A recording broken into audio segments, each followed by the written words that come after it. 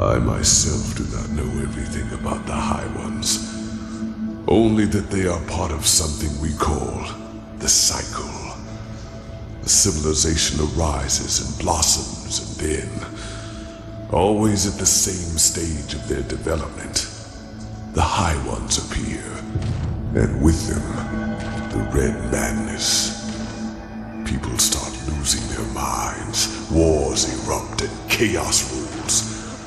Until 2 or 3 years later, the cleansing happens.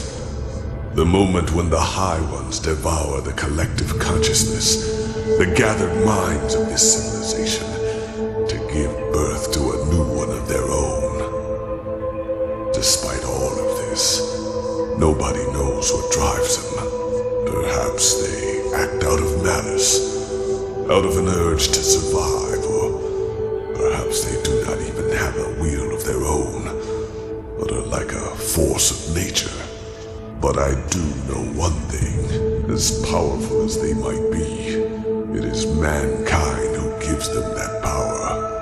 We make them into what they are, because what nobody understands is simply this.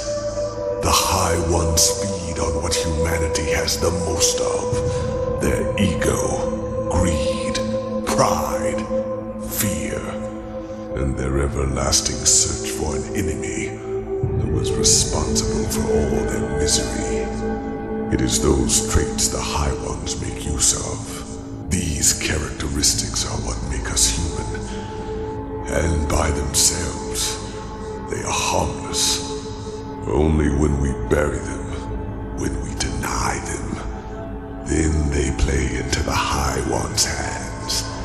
So why is this, you ask? It is simple.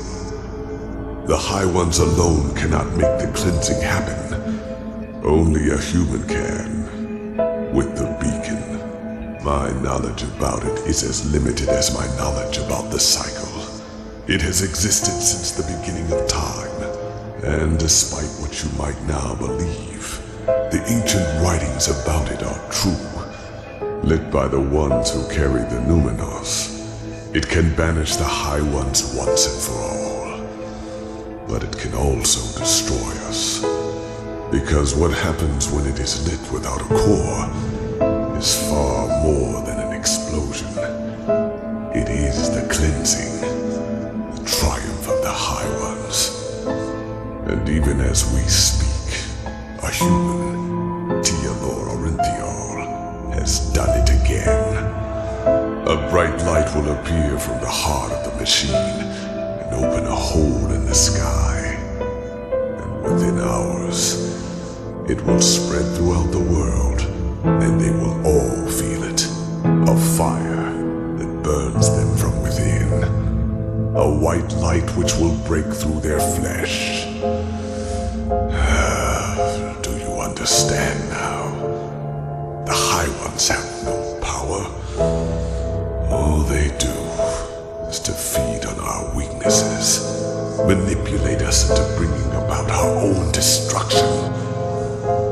It is we who forge the sword that kills us, we who lead them to their victory, even though the key to salvation has always been in our hands. But instead of realizing our folly, we make the same mistake. We repeat the same fate over and over, and only because we refuse to see the truth. Yes, the High Ones are our enemy, but who wants to hear that it is our ego, that dark voice within us, that empowers them? It is so ironic. The moment we would realize all this would be the moment it all came to